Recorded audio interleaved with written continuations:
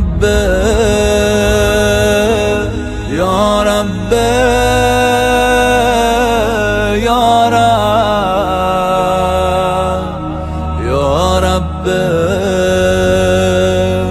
یا رب۔ مبارکہ رمضان کے حوالے سے اللہ کے رسول کے دو روایتیں فرماتے ہیں، اور خاص طور سے موسم کو دیکھتے ہوئے کچھ دو باتیں بیان کرنا چاہوں گا۔ موسم ذرا سا کچھ گرم ہے، ویسے تو آپ کے یہاں پر اتنی آسانی ہے کہ گرمی محسوس ہوتی ہی کب ہے جبکہ گاڑی میں بھی انتظام ہے، آفس میں بھی بندوبست ہے، اور اب تو تقریباً سارے گھروں میں بھی انتظام موجود ہے ٹھنڈی ہوا پہنچانے کا۔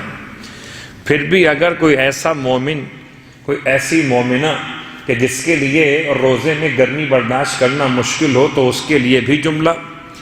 اور آج کل ایک سوال مسلسل چل رہا ہے کہ کیا روزہ بیماری کی حالت میں رکھا جا سکتا ہے؟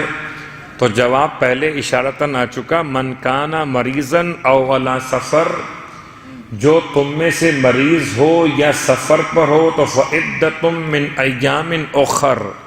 لیکن مرض کی تعریف کیا ہے؟ کیا روزے کی حالت میں انسان مریض ہو جاتا ہے؟ میں کیا جملے استعمال کروں؟ بسا اوقات 9 سال کی بچی کو ماں باپ بچی خیال کرتے ہوئے کہ ابھی تو کمزور ہے، یہ کہاں روزے رکھ سکے گی، اس کے واجب روزے اس سے چھڑوا دیتے ہیں کہ تم جب بڑی ہو جاؤ تب رکھ لینا۔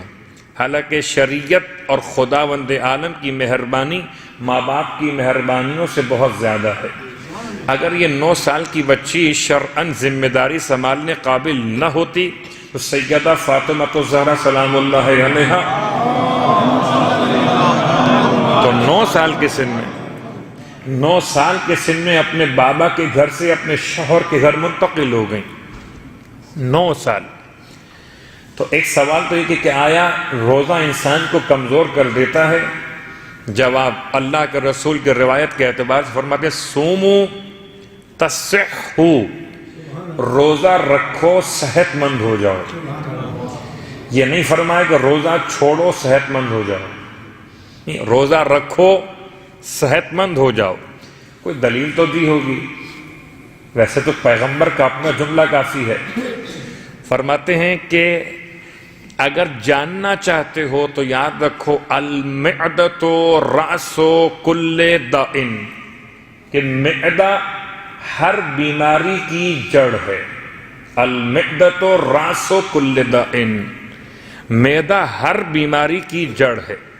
پیٹ خراب تو آنکھوں پہ اثر آ سکتا ہے، پیٹ خراب تو انسان کی سماعت متاثر ہو سکتی ہے، پیٹ خراب تو انسان کو کینسر کا مرض بھی ہو سکتا ہے، پیٹ خراب تو انسان کے ساتھ کوئی بھی حادثہ جسم کا پیش آ سکتا ہے۔ اس کے جملے ہیں کہ جس سے بڑا طبیب کوئی نہیں ہے۔ وہ ایسا طبیب تھا کہ حلال کو حلال کرتا تھا، حرام کو حرام کرتا تھا۔ وہ ایسا طبیب تھا کہ ہر ایک وجود میں اس کے فائدے اور نقصان کو پہچانتا تھا کہ کون سی مچھلی کا استعمال کرنا نقصان دہ ہے اور کون سی مچھلی کا استعمال کرنا فائدہ مند ہے۔ اس ختمی مرتبہ احمد مجتبی محمد مصطفیٰ صلی اللہ علیہ وسلم۔ آج لوگ ذرا سا مطمئن ہو جاتے ہیں کہ فلاں ڈاکٹر نے یہ بات کہہ دی، فلاں ریسرچ اسکالر نے یہ بات کہہ دی ہے۔ نہیں، تمام باتیں اپنے مقام پر ہیں۔ کائنات کا سب سے بڑا محقق تحقیق کرنے والا، سب سے بڑا ریسرچ اسکالر کون ہے؟ سب سے بڑا ڈاکٹر کون ہے؟ اللہ کا رسول ہے، انبیاء کا سردار ہے، فاطمہ کا بابا ہے، علی کا بھائی ہے۔ فرماتے ہیں المعدۃ رأس کل داء، پیٹ یعنی کہ معدہ ہر بیماری کا گھر ہے۔ والحمیۃ رأس کل دواء، اور پرہیز اور امساک ہر دوائی کا عنوان، ہر دوائی کی جڑ ہے۔ انسان اگر غور کرے، شوگر بڑھ گئی تو شوگر کھانے پر پابندی لگ گئی، بلڈ پریشر اگر ہائی ہو گیا تو نمک اور آئلی اشیاء کھانے پر پابندی لگ گئی۔ پابندی لگتی ہے کھانے پر تو علاج آسان ہوتا ہے۔